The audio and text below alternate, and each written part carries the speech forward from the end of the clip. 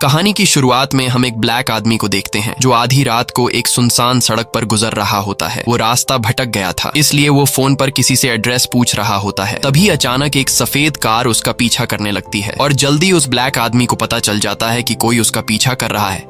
ये देखकर वो घबरा जाता है और अपना रास्ता बदलकर दूसरी तरफ जाने लगता है। कुछ दूर आगे आने के बाद उसे लगा कि शायद उसका पीछा करने वाली गाड़ी चली गई, लेकिन तभी पीछे से एक आदमी जिसने अपने चेहरे को मास्क से छुपाया हुआ था, वो उस ब्लैक आदमी पर हमला करके उसको बेहोश कर देता है और उसे घसीटते हुए अपने कार के डिक्की में बंद करके ले जाता है। अब यहाँ सीन कट होता है और हम एक दूसरे ब्लैक आदमी को देखते हैं जिसका नाम क्रिस है। वहीं हम क्रिस की गर्लफ्रेंड रोज को देखते हैं। इन दोनों की जोड़ी बिल्कुल भी मैच नहीं हो रही थी क्योंकि क्रिस ब्लैक था और रोज व्हाइट, लेकिन कलर में चेंजिंग होने के बावजूद भी ये दोनों एक दूसरे से बहुत ज्यादा प्यार करते थे। रोज को क्रिस की काफी ज्यादा फिक्र थी और वो क्रिस से कहती है कि तुम मेरे पहले बॉयफ्रेंड हो, लेकिन क्रिस आज थोड़ा नर्वस है क्योंकि वो रोज के पेरेंट्स से पहली बार मिलने जाने वाला है। दरअसल रोज के पेरेंट्स जिस शहर में रहते हैं वहाँ के लोग ब्लैक लोगों से नफरत करते हैं और रोज ने अपने घर वालों को ये नहीं बताया है कि उसका बॉयफ्रेंड ब्लैक है। क्रिस अपनी गर्लफ्रेंड रोज से कहता है कि तुमने अपने पेरेंट्स को बताया भी है कि मैं एक ब्लैक हूँ। तब रोज उसे समझाती है कि मेरे पेरेंट्स काफी पढ़े लिखे हैं और उन्हें इंसान के कलर या जाति से कोई फर्क नहीं पड़ता। इसके बाद यह दोनों गाड़ी में बैठकर निकल पड़ते हैं। रास्ते में क्रिस स्मोक करने की कोशिश करता है, तब रोज उसकी सिगरेट बाहर फेंक देती है क्योंकि यह सेहत के लिए अच्छी चीज नहीं थी। कुछ दूर आगे जाने के बाद क्रिस अपने दोस्त रॉड को कॉल करता है जो कि एक डिटेक्टिव है। क्रिस उसे बताता है कि मैं रोज के पेरेंट्स से मिलने जा रहा हूँ, जिस दौरान मुझे वहाँ कुछ दिन गुजारने पड़ेंगे, इसलिए तुम मेरे कुत्ते का ख्याल रखना। डिटेक्टिव मजाक में क्रिस से कहता है कि गोरी लड़की के साथ उसके घर अकेले मत जाओ, क्या पता उसने तुम्हारे लिए कोई जाल बिछाया हो। ये सुनकर क्रिस मुस्कुराता है और फोन काट देता है। अब ये दोनों सफर को एंजॉय करते हुए बातचीत करने लगते हैं और तभी अचानक एक हिरन इनकी कार के सामने आ जाती है और कार के टकराने से उसकी मौत हो जाती है। अब ये लोग एक पुलिस वाले को कॉल करके यहाँ बुलाते हैं और पुलिस वाला क्रिस से उसकी लाइसेंस आईडी मांगता है, जिस पर रोज भड़क जाती है क्योंकि ड्राइव तो रोज कर रही थी और पुलिस क्रिस से आईडी सिर्फ इसलिए मांग रहा है क्योंकि वो ब्लैक है। क्रिस जब देखता है कि रोज को मेरी इतनी फिक्र है तो उसका रोज के लिए प्यार और भी ज्यादा बढ़ जाता है। इसके बाद यह दोनों गाड़ी में बैठकर घर की तरफ रवाना हो जाते हैं और कुछ ही देर बाद यह लोग घर पहुंच जाते हैं जहां दरवाजे पर ही रोज के पिता और उसकी मॉम क्रिस के स्वागत के लिए खड़ी होती है। ये सब देखकर क्रिस काफी खुश होता है क्योंकि पहले तो उससे लग रहा था कि रोज के पेरेंट्स एक ब्लैक आदमी को देखकर रोज का उससे ब्रेकअप करवा लेंगे, लेकिन रोज के पेरेंट्स को ब्लैक लोग काफी पसंद थे और यहाँ तक कि रोज का फादर कहता है कि अगर मेरे बस में होता तो मैं अमेरिका का प्रेसिडेंट फिर से बराक ओबामा को बनाता। क्रिस यहाँ रोज के पिता डीन को रास्ते में होने वाले एक्सीडेंट के बारे में बताता है। तब डीन कहता है कि तुमने हिरन को मारकर अच्छा ही किया क्योंकि हिरन की तादाद दिन पर दिन बढ़ती जा रही है।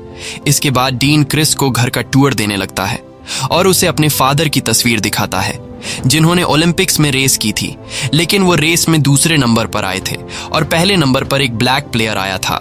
फिर वो उसे रोज की मॉम मिसी का ऑफिस दिखाता है जो कि एक साइकाइट्रिस्ट है।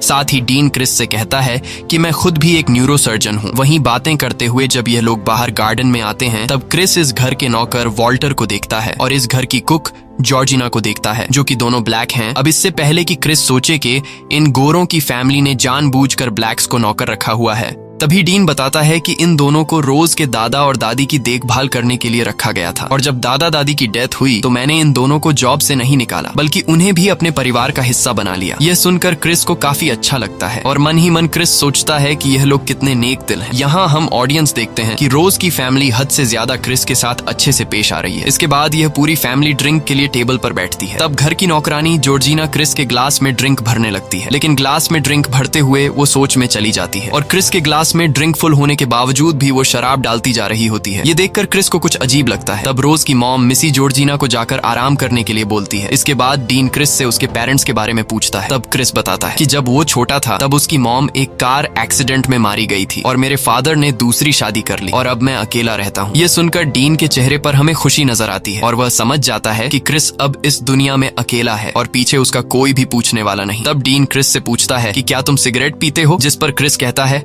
हाँ, लेकिन मैं यह आदत जल्द ही छोड़ना चाहता हूँ। तब डीन कहता है कि अगर तुम सिगरेट पीना छोड़ना चाहते हो तो तुम्हें रोज की मॉम मिसी से मदद ले सकते हो। क्रिस पूछता है वो कैसे, जिस पर डीन उसे बताता है कि पहले मैं भी सिगरेट पिया करता था, लेकिन जब मिसी ने मुझे हिप्नोटाइज किया तब से मुझे सिगरेट पीने से घिन आती है। मिसी क्रिस से कहती है कि अगर तुम चाहो तो मैं तुम्हें हिप्नोटाइज करके तुम्हारी ये सिगरेट की लत हमेशा के लिए छुड़वा सकती हूँ, लेकिन क्रिस समझदारी से मना कर देता है। कुछ देर बाद रोज का भाई जेरी भी वहां आ जाता है और जब यह लोग रात को डिनर कर रहे होते हैं तब क्रिस देखता है कि इस घर की नौकरानी उसे अजीब तरह से घूर रही है। क्रिस इस पर ज्यादा ध्यान नहीं देता और डिनर करने लगता है। डिनर के दौरान जेरी क्रिस से काफी अजीब सवाल पूछने लगता है कि तुम्हें बास्केटबॉल खेलना आता है और तुम्हें एक MMA फाइटर होना चाहिए था। साथ ही वह क्रिस को फाइट के लिए चैलेंज करता है, लेकिन बाकी लोग उसे चुपचाप बैठने को बोलते हैं। डिनर के बाद रोज काफी गुस्से में होती है क्योंकि आज उसकी फैमिली थोड़ा अजीब बिहेव कर रही थी, इसलिए रोज क्रिस से अपने भाई के बिहेवियर के लिए माफी मांगती है, लेकिन क्रिस इन बातों को दिल पर नहीं लेता। रात को रोज तो सो जाती है, लेकिन क्रिस को नींद नहीं आती, इसलिए वह सिगरेट पीने के लिए घर से बाहर जाता है। तभी वह देखता है कि घर का नौकर वॉल्टर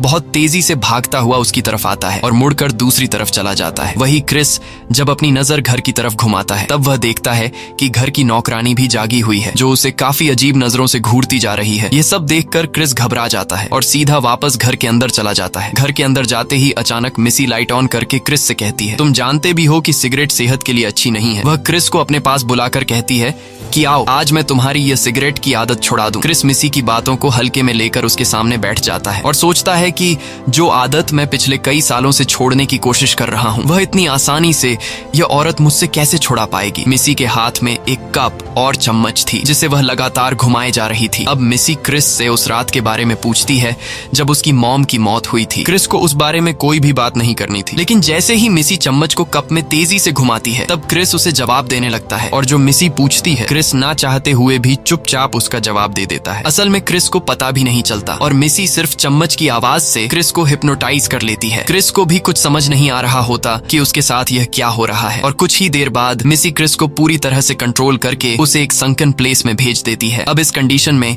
क्रिस अपनी बॉडी से पूरा कंट्रोल खो देता है और पैरालाइज हो जाता है। वह मिसी की बातें सुन और देख तो पा रहा था, लेकिन बोल या हिल नहीं सकता था और धीरे धीरे वो एक अंधेरी दुनिया में जाने लगता है। अगली सुबह एक झटके से क्रिस की आंखें खुलती हैं। तब वो अपने आसपास नजर घुमाता है और वो देखता है कि यह तो उसका अपना ही रूम है, जिसे देखकर वो समझ जाता है कि यह एक बुरा सपना था। इसके बाद क्रिस अपने मोबाइल को चार्जिंग पर लगाकर जंगल में फोटो शूट के लिए चला जाता है और जब वो वापस आता है तो वह देखता है कि घर की नौकरानी जॉर्जिना आईने में खुद को संवार रही है। ये देखकर क्रिस जल्दी से अपना कैमरा निकालकर उसकी फोटो लेने लगता है, लेकिन पलक झपकते ही जॉर्जिना कहीं गायब हो जाती है। वहीं पास में घर का माली वॉल्टर लकड़ियां काट रहा होता है। तब क्रिस सीधा उसके पास जाता है और उससे बातें करने लगता है, लेकिन वॉल्टर काफी अजीब तरह से बातें करता है। मतलब वह जवान होकर भी किसी बूढ़े आदमी की तरह बातें कर रहा था। वह क्रिस से कहता है कि मैं कल तुम्हें डराना नहीं चाहता था, लेकिन वो टाइम मेरा एक्सरसाइज करने का था। इसके बाद वह क्रिस से पूछता है कि तुम्हारा मिसी के साथ हिप्नोटाइज का सेशन कैसा रहा। ये सुनकर क्रिस को झटका लगता है और क्रिस समझ जाता है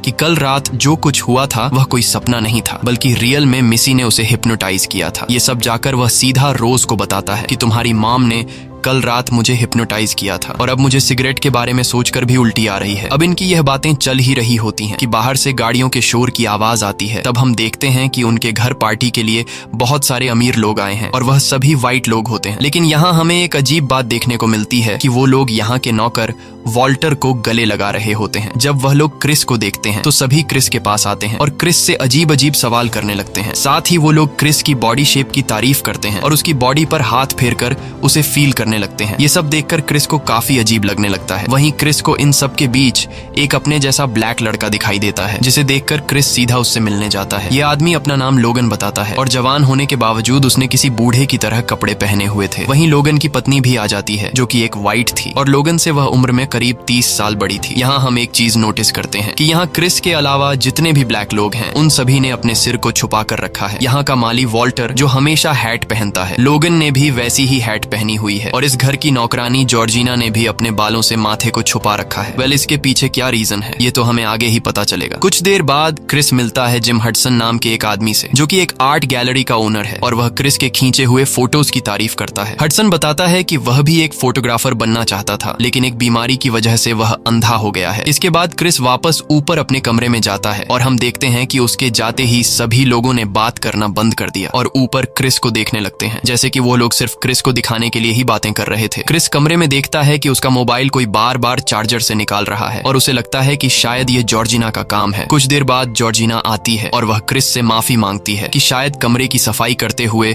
मुझसे गलती से तुम्हारे मोबाइल का चार्जिंग केबल निकल गया। क्रिस कहता है कोई बात नहीं और मैंने तुम्हारी शिकायत नहीं की। अब क्रिस को लगता है कि जॉर्जिना भी एक ब्लैक है, इसलिए वह उसे अपने मन की बात बताते हुए कहता है कि मुझे इन व्हाइट लोगों के बीच रहने में डर लग रहा है। ये सुनते ही जॉर्जिना को कुछ अजीब सा होने लगता है और ऐसा लगता है जैसे वह क्रिस को कुछ बताना चाहती है, लेकिन वह बता नहीं पा रही होती है। वह कहती है कि तुम डरो मत, यह परिवार बहुत ही अच्छा है और हमारा बहुत ही अच्छा ख्याल रखते हैं। ये सब कहते हुए वह हंसने लगती है, लेकिन हम देखते हैं कि हंसते दौरान उसकी आंखों से आंसू निकल रहे हैं। यह सब देखकर क्रिस को लगता है कि शायद जॉर्जिना की दिमागी हालत ठीक नहीं है। थोड़ी देर बाद क्रिस अपने दोस्त डिटेक्टिव को कॉल करके उसे सब कुछ बता देता है कि कैसे रात को उसे हिप्नोटाइज किया गया था और कैसे यहाँ के सभी ब्लैक लोग बूढ़े लोगों की तरह बिहेव कर रहे हैं। ये सुनते ही डिटेक्टिव क्रिस को वहां से निकल जाने को बोलता है। वो कहता है कि ये गोरे लोग तुम्हें हिप्नोटाइज करके अपना गुलाम बना लेंगे, इसलिए जल्दी वहां से निकल जाओ। लेकिन क्रिस उस बात को ज्यादा सीरियसली नहीं लेता और बाहर जाकर गोरे लोगों के साथ पार्टी में शामिल हो जाता है। यहाँ क्रिस चुपचाप अपने मोबाइल से लोगन की फोटो लेने लगता है, लेकिन फोटो लेने के समय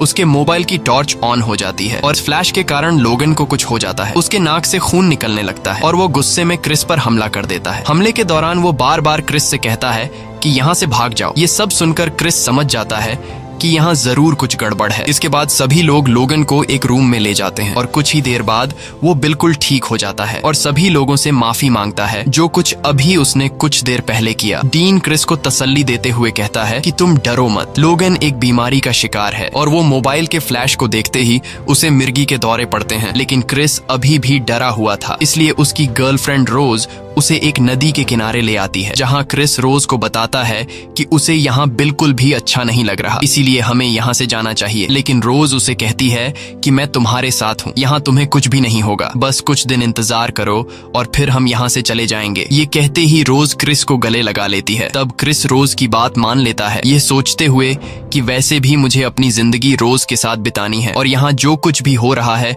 मुझे इस पर ध्यान नहीं देना चाहिए, क्योंकि वैसे भी यह कुछ ही दिनों की बात है। यहाँ क्रिस रोज को बताता है कि जिस दिन मेरी मॉम का एक्सीडेंट हुआ था वह काफी देर तक घायल हालत में रोड पर पड़ी थी, लेकिन मैंने पुलिस को कॉल नहीं किया। अगर उस वक्त मैं पुलिस को कॉल कर देता तो आज मेरी मॉम जिंदा होती। रोज उसे कहती है कि इसमें तुम्हारी कोई गलती नहीं है, क्योंकि तुम उस समय छोटे थे। वहीं दूसरी तरफ हम देखते हैं कि गोरे लोग एक साइलेंट ऑक्शन कर रहे होते हैं, जिसमें किसी और को नहीं बल्कि क्रिस को बेचा जा रहा था और ये ऑक्शन जिम हडसन जीत लेता है। क्रिस जब घर वापस आता है तो सभी मेहमान जा चुके होते हैं, क्योंकि ऑक्शन में क्रिस सोल्ड हो चुका था। यहाँ क्रिस अपने कमरे में जाकर अपने डिटेक्टिव दोस्त को लोगन की फोटो सेंड करता है। डिटेक्टिव जब उस फोटो को देखता है तो वह हैरान रह जाता है, क्योंकि डिटेक्टिव ने लोगन को पहचान लिया था। इसलिए वह तुरंत क्रिस को कॉल करके बताता है कि यह आदमी लोगन नहीं बल्कि आंड्रे है, जिससे हम दोनों एक पार्टी में मिले थे और आंड्रे पिछले 6 महीनों से कहीं गायब है। दोस्तों, लोगन वही आदमी है जो मूवी की शुरुआत में किडनैप हो गया था। ये सब सुनते ही क्रिस समझ जाता है कि यहाँ उसके लिए जाल बिछाया गया है, इसलिए वह जल्द ही यहाँ से निकलने की तैयारी करता है। लेकिन तभी वहाँ रोज आ जाती है। तब क्रिस रोज से कहता है कि हमें तुरंत यहाँ से निकलना होगा। रोज उसे कहती है कि बताओ तो सही आखिर क्या हुआ है, लेकिन क्रिस कहता है कि अभी बताने का समय नहीं है, इसलिए तुम जल्दी से कार की चाबी ढूंढो। अब रोज कार की चाबी ढूंढने के लिए नीचे जाती है और तभी क्रिस नोटिस करता है कि एक अलमारी का दरवाजा खुला हुआ है। क्रिस जब उस अलमारी के करीब जाता है तो वहाँ उसे एक बॉक्स मिलता है, जिसके अंदर रोज के कई सारे बॉयफ्रेंड्स की तस्वीरें रखी हुई थी, जबकि रोज ने कहा था कि क्रिस उसका पहला ब्लैक बॉयफ्रेंड है। लेकिन क्रिस यहाँ नोटिस करता है कि रोज के सभी बॉयफ्रेंड्स ब्लैक हैं और तभी वह देखता है कि इन तस्वीरों में घर का माली वॉल्टर और नौकरानी जॉर्जिना भी है। ये देखकर क्रिस समझ जाता है कि रोज भी अपने पेरेंट्स के साथ मिली हुई है। जिस तरह उसने जॉर्जिना और वॉल्टर को फंसाया है उसी तरह से वो मुझे भी फंसाना चाहती है। ये सब समझ आते ही क्रिस जल्दी से नीचे आता है, लेकिन नीचे पूरी फैमिली उसका रास्ता रोक कर खड़ी थी। क्रिस चिल्लाते हुए रोज से कार की चाबियां मांगता है। तब रोज कहती है कि मुझे चाबियां मिल नहीं रही हैं, लेकिन अचानक से रोज अपने असली रूप में आकर क्रिस को चाबियां दिखाती है और कहती है कि चाबियां तो शुरू से मेरे पास थीं, लेकिन मैं तुम्हें देना नहीं चाह रही थी। अब यहाँ क्रिस को जब यहाँ से भागने का कोई रास्ता नहीं मिलता, तब वह दौड़कर जेरी पर हमला कर देता है। लेकिन तभी रोज की मॉम मिसी चाय के कप से चम्मच मारती है, जिसकी आवाज सुनकर क्रिस तुरंत पैरालाइज हो जाता है और संकन प्लेस में चला जाता है और यह तीनों उसकी बॉडी को नीचे बेसमेंट में ले जाने लगते हैं। अगले दिन डिटेक्टिव क्रिस को बार बार कॉल करने की कोशिश करता है, लेकिन क्रिस कॉल अटेंड नहीं करता। अब क्रिस के कॉल न उठाने पर डिटेक्टिव समझ जाता है कि क्रिस खतरे में है, इसलिए वह अपने डिपार्टमेंट के कुछ सीनियर ब्लैक ऑफिसर्स को जाकर बताता है कि कुछ गोरे लोगों ने उसके दोस्त को ब्रेन वॉश करके गुलाम बना लिया है। पर वो सब उसकी बात सुनकर हंसने लगते हैं और कोई भी डिटेक्टिव की बात पर यकीन नहीं करता। अब डिटेक्टिव समझ जाता है कि उसे खुद ही कुछ करना होगा। इधर क्रिस को बेसमेंट में होश आता है और वो खुद को एक चेयर पर बंधा हुआ पाता है। उसके सामने एक ओल्ड टीवी था जिसमें रोज के दादा की वीडियो टेप चलने लगती है, जो बताता है कि उसके परिवार ने एक ऐसा तरीका निकाल लिया है जिससे इंसान बूढ़ा होने के बाद फिर से जवान हो सकता है, यानी कि वो किसी इंसान के दिमाग को किसी दूसरे इंसान की बॉडी में ट्रांसप्लांट कर सकते हैं। इसके बाद टीवी पर वही कप और चम्मच का साउंड आता है, जिससे क्रिस पैरालाइज होकर संकन प्लेस में चला जाता है। अगले दिन टीवी पर जिम हडसन दिखाई देता है, वह आदमी जिसने क्रिस को ऑक्शन में खरीदा था। हडसन कहता है कि वह यहाँ क्रिस के सारे डाउट्स क्लियर करने आया है ताकि उनका प्रोसीजर अच्छे से हो सके। वह बताता है कि इस प्रोसीजर के 3 स्टेप्स होते हैं। पहला, किसी ब्लैक आदमी को हिप्नोटाइज करके संकन प्लेस में भेज दिया जाता है। दूसरा, जब वो हिप्नोटाइज हो जाता है और उसका अपनी बॉडी पर कोई भी कंट्रोल नहीं होता, तब उसे ब्रेन ट्रांसप्लांट के लिए तैयार कर दिया जाता है। और तीसरा, उसके सिर में किसी गोरे इंसान का दिमाग डाल दिया जाता है, जो कुछ टाइम बाद तुम्हारे साथ होने वाला है। मेरा दिमाग तुम्हारे सिर में ट्रांसफर कर दिया जाएगा और तुम्हारी बॉडी पर मेरा कंट्रोल होगा। अब जाकर हम ऑडियंस को सारी सच्चाई का पता चलता है, यानी कि रोज के पेरेंट्स किसी अमीर बूढ़े इंसान का दिमाग किसी ब्लैक इंसान के सिर में ट्रांसप्लांट कर देते हैं, जिससे उस अमीर बूढ़े इंसान को एक नई जिंदगी मिल जाती है और वो ब्लैक इंसान हमेशा के लिए हिप्नोटाइज होकर संकन प्लेस में चला जाता है, जिससे उस गोरे इंसान के पास ब्लैक बॉडी का पूरा कंट्रोल आ जाता है। यहाँ हमें यह भी पता चलता है कि लोगन, वॉल्टर, जॉर्जिना और बाकी सबके साथ यही किया गया है और उनके अंदर किसी वाइट बूढ़े का ब्रेन डाल दिया गया है, इसीलिए ये लोग अजीब तरह से बिहेवियर कर रहे थे। और अब हडसन को भी क्रिस की बॉडी मिलने वाली है। ये सब जानकर क्रिस पूछता है कि ये लोग सिर्फ ब्लैक लोगों को ही क्यों चुनते हैं। तब उसे बताया जाता है कि रोज के दादा जिन्होंने ओलंपिक्स में दौड़ लगाई थी, उन्हें किसी ब्लैक इंसान ने हरा दिया था, जिससे रोज के दादा को यह आइडिया आया कि ब्लैक लोगों की बॉडी गोरे लोगों से कहीं बेहतर होती है। इसके बाद टीवी बंद हो जाता है और तभी क्रिस की नजर सोफा पर पड़ती है, जिससे कुछ रुई बाहर निकल रही होती है और तभी फिर से टीवी पर कप और चम्मच का साउंड निकलता है, जिससे क्रिस बेहोश हो जाता है। वहीं दूसरी तरफ रोज के फादर ब्रेन ट्रांसप्लांट के काम पर लग जाते हैं और वो बहुत ही बारीकी से जिम हडसन के सिर से ब्रेन निकाल लेते हैं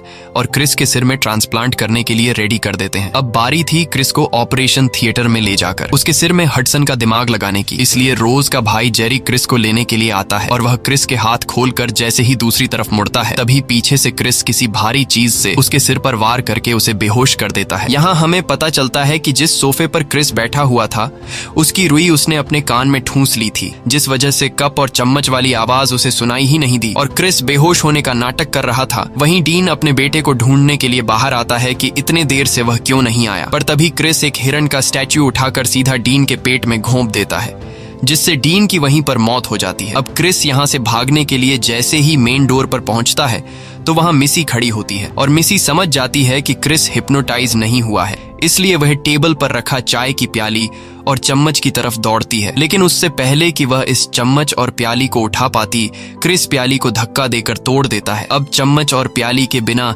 मिसी कुछ भी नहीं कर सकती थी, इसलिए मिसी एक स्क्रू ड्राइवर से क्रिस पर हमला करती है, लेकिन क्रिस उसका वार रोक लेता है। क्रिस मिसी पर काफी गुस्सा था और वह उसी स्क्रू ड्राइवर को मिसी के सर में घुसाकर उसे मार डालता है। अब क्रिस बाहर जाने ही वाला था कि रोज का भाई जेरेमी होश में आ जाता है और वह क्रिस पर अटैक कर लेता है, लेकिन क्रिस स्क्रू ड्राइवर से उसके पैर पर वार करता है, जिससे वह बुरी तरह से घायल होकर नीचे गिर जाता है और क्रिस उसके सर पर कई बार वार करके उसे बेरहमी से मार डालता है। वहीं रोज ऊपर अपने रूम में हेडफोन लगाकर गाने सुन रही थी और इंटरनेट पर अपने अगले शिकार की तलाश कर रही थी। उसे कुछ खबर नहीं होती कि बाहर क्या चल रहा है और बाहर क्रिस चुपचाप गाड़ी में बैठकर यहाँ से निकलने लगता है। पर थोड़ा आगे जाते ही क्रिस की कार घर की नौकरानी जॉर्जिना से टकरा जाती है, जिसकी आवाज रूम में बैठी रोज सुन लेती है। अब क्रिस अगर चाहता तो वह यहाँ से निकल सकता था, लेकिन क्रिस ऐसा नहीं करता। वह जॉर्जिना को इस तरह घायल हालत में छोड़ना नहीं चाहता था, क्योंकि बचपन में जब उसकी मॉम का एक्सीडेंट हुआ था तो उसकी मॉम भी जॉर्जिना की तरह सड़क पर पड़ी हुई थी। लेकिन क्रिस ने कुछ नहीं किया,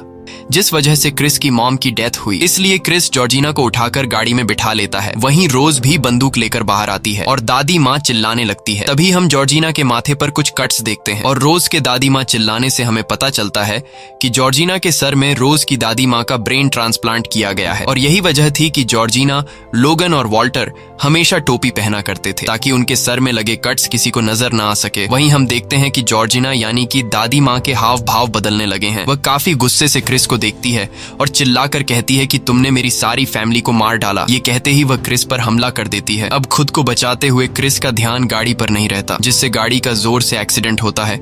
लकीली इस एक्सीडेंट में क्रिस को कुछ नहीं होता, लेकिन दादी यानी जॉर्जिना दोनों ही मारी जाती हैं। एक्सीडेंट की वजह से गाड़ी भी खराब हो जाती है, इसलिए क्रिस जल्दी से गाड़ी से निकलकर पैदल ही भागने लगता है। लेकिन पीछे से रोज क्रिस पर गोलियां चलाने लगती है, पर क्रिस गोलियों से खुद को बचाकर आगे निकल जाता है। यहाँ रोज घर के माली वॉल्टर से कहती है कि जाओ दादाजी और उसे पकड़ो। अब वॉल्टर के सर में रोज के दादा का ब्रेन था और वह ओलंपिक्स में एक रेसर रह चुका था, इसलिए वह काफी तेजी से दौड़ते हुए क्रिस को पकड़ लेता है और उसे नीचे गिराकर मार ही डालने वाला होता है कि तभी यहाँ क्रिस समझदारी से काम लेते हुए अपना मोबाइल निकालकर उसकी टॉर्च ऑन कर लेता है। टॉर्च की लाइट को देखते ही वॉल्टर होश में आ जाता है और वह रोज से कहता है कि लाओ गन मुझे दो ताकि मैं क्रिस को मार दूं। रोज जैसे ही वॉल्टर को गन देती है तो वॉल्टर उल्टा रोज को पेट में गोली मार देता है, क्योंकि वॉल्टर अब सारी सच्चाई जान चुका था कि किस तरह रोज ने उसे फंसाकर उसके सर में दादाजी का ब्रेन डाल दिया है। साथ ही वॉल्टर को यह भी पता था कि फ्लैश लाइट का असर कुछ देर ही रहेगा। अब इससे पहले कि वह फिर से दादाजी में कन्वर्ट हो जाता, वह खुद को ही शूट करके मर जाता है। वहीं रोज अभी भी जिंदा थी और वह गन उठाने की कोशिश कर रही थी, लेकिन क्रिस उससे गन दूर कर लेता है। अब यहाँ रोज फिर से क्रिस को अपनी बातों में फंसाने की कोशिश करती है और कहती है कि मैं तुमसे बहुत ज्यादा प्यार करती हूँ। लेकिन इस बार क्रिस उसकी बातों में नहीं आता और वह रोज का गला दबाकर उसे मारने ही वाला होता है कि तभी पीछे से पुलिस की कार आ जाती है, जिसे देखकर रोज खुश हो जाती है, क्योंकि उसे लग रहा था कि पुलिस उसे बचा लेगी। लेकिन यहाँ हम देखते हैं कि उस कार में कोई और नहीं बल्कि क्रिस का जिगरी दोस्त डिटेक्टिव होता है और वह क्रिस को अपने साथ यहाँ से ले जाता है। वहीं रोज सड़क पर पड़ी पड़ी ही दम तोड़ देती है। इसी के साथ ये कहानी खत्म हो जाती है। अगर आपको ये वीडियो अच्छी लगी हो तो हमारे चैनल को सब्सक्राइब और वीडियो को लाइक जरूर कीजिएगा।